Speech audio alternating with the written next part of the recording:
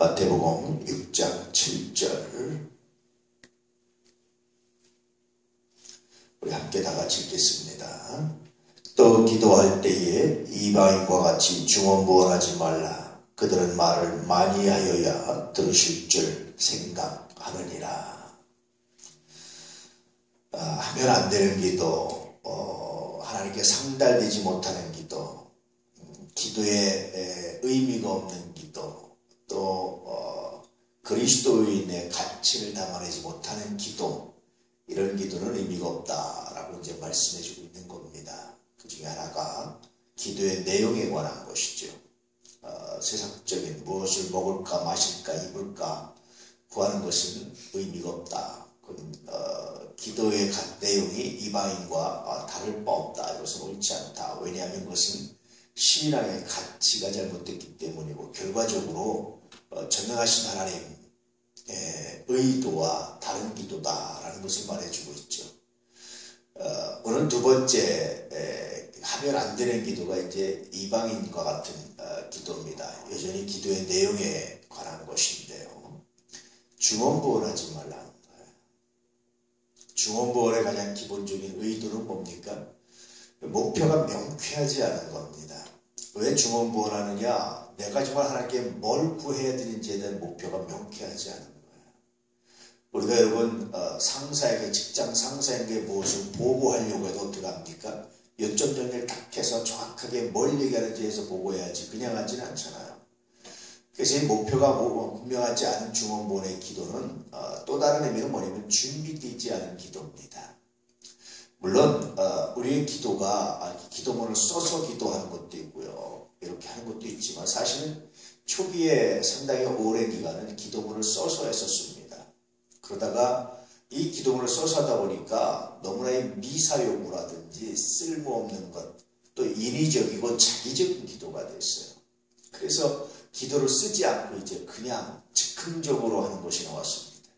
근데 또 즉흥적으로 하다 보니까 또 다른 문제가 뭡니까?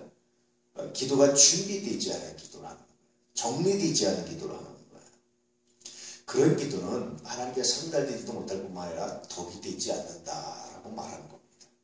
결국 신약 성경에 가면 하나님께 응답되지 못하는 기도의 특징이 몇 가지가 있죠. 첫 번째는 뭡니까? 의심하고 하는 기도는 응답되지 못합니다. 하나님께 연락되지 못합니다.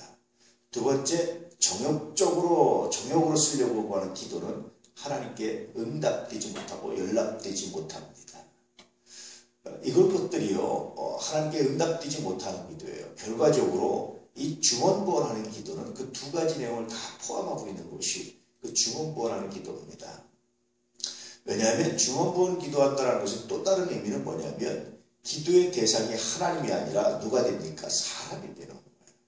사람한테 무엇을 달라고 하는 것이 아니라 자기의 지식, 자기의 유천함, 자기의 경건함 이런 것들을 드러내기 위한 기도가 그 당시 바리새인들이 했던 중언부언 기도입니다. 길거리, 사거리, 어귀에 서가지고 큰 소리로 부르짖으면서 하루 종일 아니면 몇 시간씩 기도하는 것. 야, 저 사람 굉장히 거룩하다, 위대하다라고 생각하지만 그것은 옳지 않은 거죠. 그것은 하나님께 드리는 기도가 아니죠.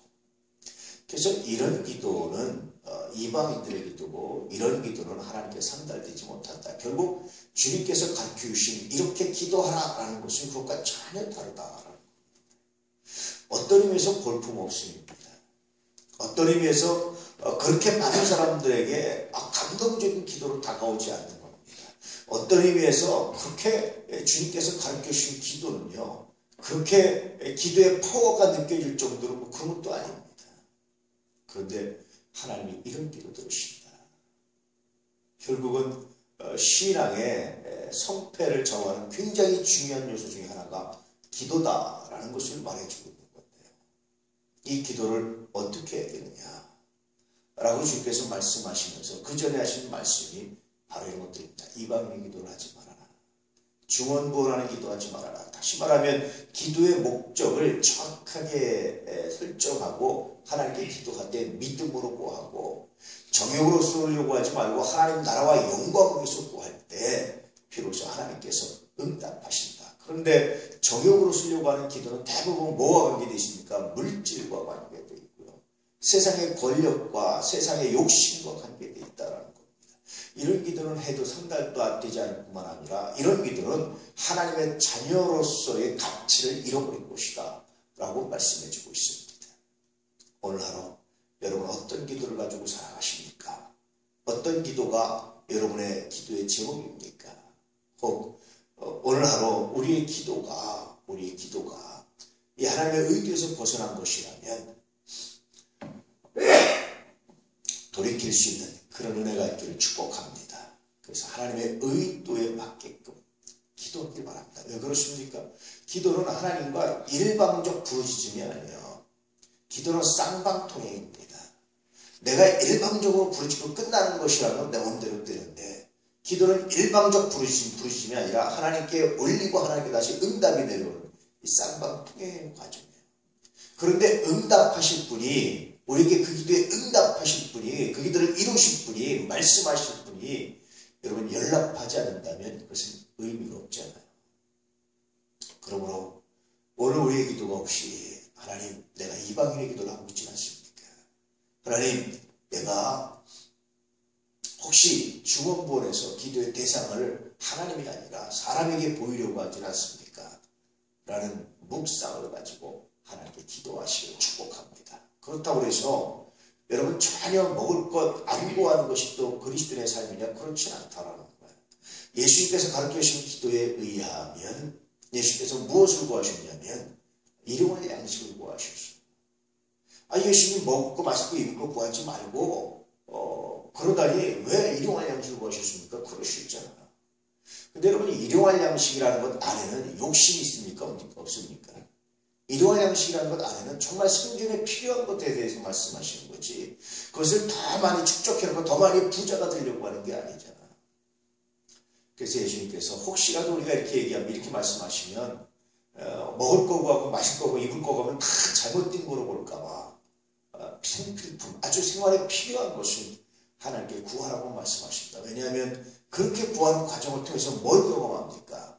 나의 삶의 통치자가 나의 삶에 먹고 마시기 주님 당신께 있습니다 라는 절절한 고백, 이 고백이 다시 우리의 기도를 더 풍성하게 하기 때문에 그렇습니다. 오늘 이런 기도, 이렇게 기도하라고 말씀하시면서 이런 기도 가르쳐주신 주님 뜻에 따라서 이런 기도할 수 있는 우리 모두가 되기를 주의 이름으로 축복합니다. 기도하겠습니다.